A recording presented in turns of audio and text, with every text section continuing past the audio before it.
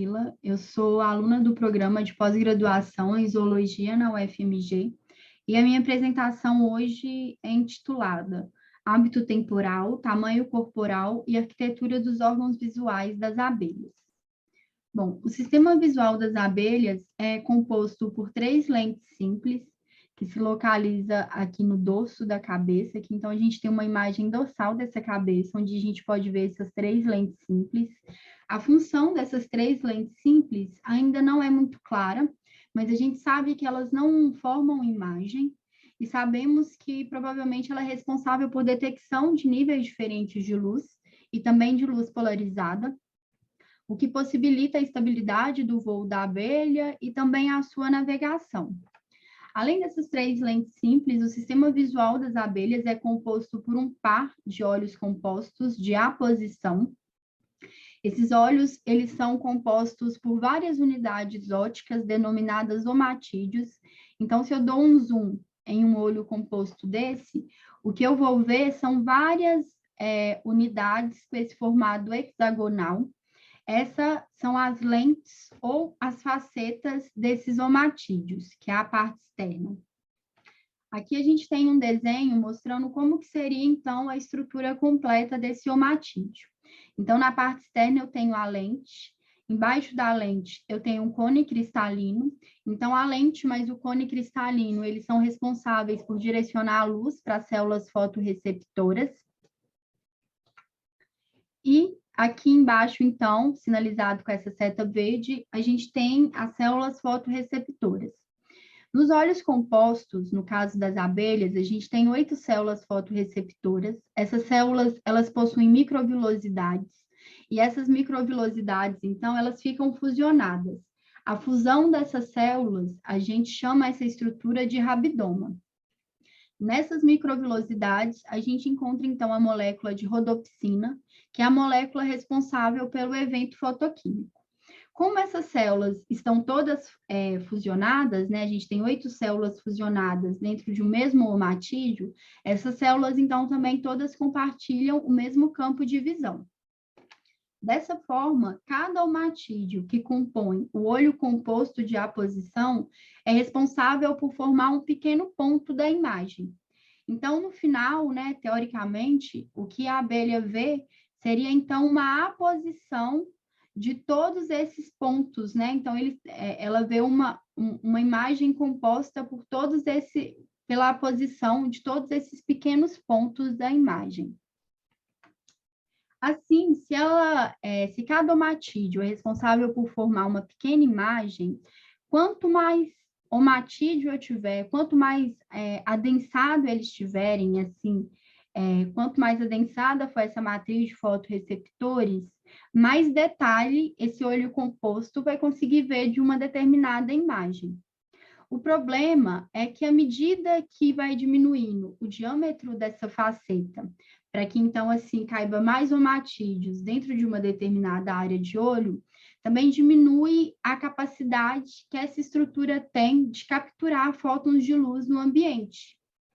Então, em um ambiente pouco iluminado, essa matriz de fotorreceptor ela não funciona bem, justamente porque a gente vai ter poucos fótons chegando nas células fotorreceptoras. Então, em um ambiente pouco iluminado, é esperado que a gente tenha fotorreceptores, omatídeos, com facetas muito grandes, largas, e assim, então, a gente vai ter um menor adensamento de omatídeos por área de olho. Esses omatídeos, eles vão ser capazes de capturar os poucos fótons de luz que tem no ambiente, porém, essa matriz de fotorreceptor, ela não vai ter uma resolução muito boa, então ela não consegue detectar todos os detalhes dessa imagem. Então, existe um trade-off entre a sensibilidade à luz e a acuidade visual. Logo, se a gente tem abelhas que voam exclusivamente ao longo do dia, e abelhas que voam exclusivamente no crepúsculo, que é um horário com baixa intensidade de luz, a gente espera que a morfologia desses olhos eles sejam diferentes e que cada um resolva esse trade-off também de uma forma diferente. O que acontece? Nas abelhas que são crepusculares, a gente tem que a área dos olhos delas é muito grande quando a gente compara a uma área de olho de uma abelha diurna do mesmo tamanho, e o diâmetro dos seus omatídeos, dos seus ocelos, também é muito grande quando a gente compara com o diâmetro de um omatídeo de uma abelha diurna do mesmo tamanho. O mesmo acontece em relação às facetas, ou às lentes, que é a parte externa do omatídeo. Em abelhas crepusculares, a gente tem lentes muito largas, muito grandes, com diâmetro grande, quando comparado com lentes de abelhas do mesmo tamanho corporal, mas que são diurnas. Então, todas essas adaptações, né, possibilitam uma maior captura de fótons de luz no ambiente, e estão relacionados com o forrageamento, o voo dessas abelhas durante esses horários pouco iluminados. E, além disso, os trabalhos, né, eles sempre falam que as estruturas visuais das abelhas crepusculares, elas são grandes em relação ao tamanho corporal. E por que né, sempre tem essa frase e tal? Porque as estruturas visuais das abelhas diurnas, elas estão correlacionadas diretamente com seu tamanho corporal. E quando a gente compara uma abelha crepuscular do mesmo tamanho que essa abelha diurna, a gente vê que essas estruturas elas são maiores. Mas será que de fato essas estruturas elas não estão relacionadas com o tamanho corporal dessas abelhas crepusculares? Ou será que elas são consequências apenas do hábito temporal desses animais? Então, para responder essa pergunta, a gente estudou várias abelhas crepusculares e diurnas. Aqui a gente tem a cabecinha de alguma das espécies que a gente estudou. E aqui só chamando a atenção para a diversidade de abelha, né? Então, a gente tem abelhas verdes, abelhas pretas, abelhas metálicas, abelhas mais peludas, abelhas sem pelo. Então, existe uma variação muito grande, uma diversidade muito grande de abelhas. E ao longo do trabalho, sempre que tiver essa luazinha, é para sinalizar o hábito crepuscular. E sempre que tiver esse solzinho, é para sinalizar o hábito diurno. Então, aqui onde tem o solzinho, é alguns exemplos de abelhas diurnas, e onde tem a luazinha, alguns exemplos de abelhas crepusculares.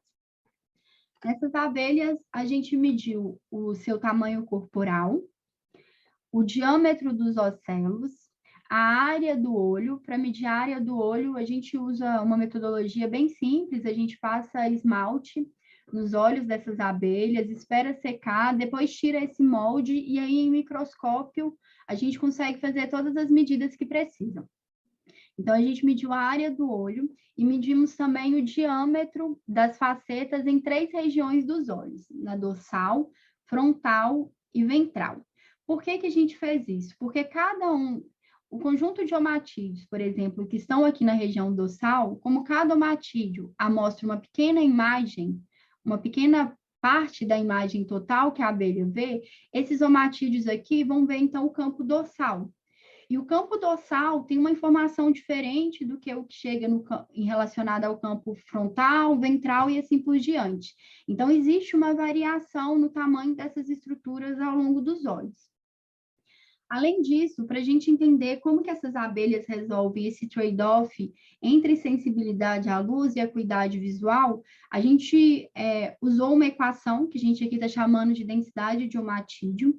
Nessa equação, a gente dividiu o número de omatídeos pela área do olho, e dessa forma a gente consegue fazer sugestões de como cada grupo resolve esse trade-off, então. Bom, e o que a gente viu, então, nos nossos resultados? Aqui a gente tem um gráfico que a gente obteve em relação ao diâmetro dos ocelos. A linha pontilhada sempre está mostrando, se refere às abelhas diurnas, e aqui a gente tem um solzinho também, e a linha contínua refere aos dados das abelhas que são crepusculares, e aqui indicado também por essa luazinha. Bom, então, tanto os ocelos quanto também os olhos das abelhas crepusculares, eles são de fato maiores do que os olhos e ocelos das abelhas diurnas, do mesmo tamanho, mas da mesma forma que acontece com as abelhas diurnas, nas abelhas crepusculares, o tamanho corporal, ele influencia no tamanho dessas estruturas. Então, a gente pode falar que os ocelos, que o diâmetro dos ocelos e a área dos olhos das abelhas crepusculares estão relacionados também ao seu tamanho corporal. Em relação à densidade de omatídeo, então, o que a gente fez? Né? A gente pegou, aqui a gente tem um molde de esmalte, então a gente contou todos esses omatídeos e depois dividimos pela área do olho. E a interpretação que a gente ia fazer do resultado que saía dessa conta é a seguinte: se esse valor fosse alto, né, se tivesse muitos omatídeos por área de olho, a gente ia falar que ia ter maior densidade. Essa densidade, então, está relacionada a uma maior resolução espacial.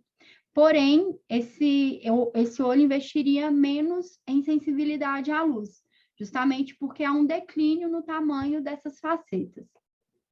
Se tivesse menor densidade de omatídeos por área de olho, então o raciocínio seria o contrário. A gente poderia dizer que esse olho, então, ele possivelmente tem uma menor resolução espacial, mas teria, então, uma maior sensibilidade à luz. E o que a gente obteve? De novo, a linha pontilhada é referente às abelhas que são diurnas, e a maioria das abelhas diurnas estão aqui com esses pontinhos azuis e esses dois laranja, e a linha aqui contínua embaixo está mostrando, então, as abelhas crepusculares, que são essas verdinhas e vermelhas. A primeira coisa, né, que esse gráfico, a primeira mensagem desse gráfico é que, assim, de fato, as abelhas que são diurnas, elas têm uma maior densidade omatidial. E as abelhas que são crepusculares têm uma menor densidade omatidial. Então, isso mostra que cada grupo resolve o trade-off de forma diferente. Enquanto as abelhas diurnas têm olhos com maior densidade, maior resolução temporal, as abelhas crepusculares têm olhos com lentes maiores e, assim, menor densidade de omatídeos, e dessa forma elas têm, então, uma maior sensibilidade à luz. Agora, o que chama a atenção, de fato, nesse gráfico, não é só essa mensagem, mas sim a dispersão dos dados das abelhas diurnas em relação às abelhas crepusculares.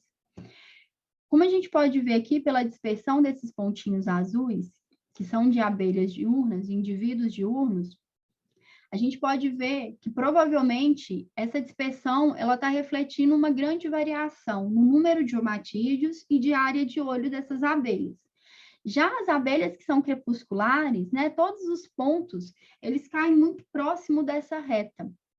Então, é como se houvesse um limite entre a acuidade visual e a sensibilidade à luz. Isso já foi, inclusive, levantado por alguns trabalhos, né, ou há algumas sugestões que os olhos das abelhas crepusculares, eles funcionam justamente nesse limite entre a sensibilidade e a acuidade visual. E os nossos dados, eles reforçam isso. Porque imagina, se esses pontos aqui se dispersassem um pouco mais para cima, então esses olhos, eles teriam, essas facetas, elas teriam diâmetros menores, o que diminuiria a capacidade de cada uma capturar a luz, e o que poderia ser um problema para voar durante o crepúsculo, onde há tão pouca luz no ambiente. Por outro lado, se esses pontos se dispersassem um pouco mais para baixo, a gente teria lentes muito grandes, muito maiores do que elas são de fato, e isso poderia, então, afetar drasticamente a acuidade visual. Então, os nossos dados sugerem o que outros trabalhos também já tinham sugerido, que esses olhos dessas abelhas atuam nesse limite entre a resolução espacial e a acuidade visual. Bom, em relação às facetas, então a gente mediu o diâmetro de facetas de diferentes regiões, e o que a gente viu? Que as facetas da região dorsal, igual os olhos e os ocelos, elas têm diâmetros maiores nas abelhas crepusculares do que nas abelhas diurnas, e que o tamanho dessa estrutura está relacionado ao seu tamanho corporal. Agora, quando a gente olha o diâmetro das facetas da região frontal, a gente vê um desenho de gráfico um pouco diferente. Então, o que acontece? As abelhas que são diurnas, elas têm as facetas frontais correlacionadas com seu tamanho corporal. Já as abelhas que são crepusculares, mesmo as abelhas que são muito pequenas, que têm cerca de 2 milímetros, elas têm o diâmetro da faceta tão grande quanto as abelhas crepusculares que têm o maior tamanho corporal, que seria 5 milímetros, que é mais que o dobro do seu tamanho. Na região ventral, a gente também observou algo parecido com isso, embora a inclinação da reta nela seja um pouco maior.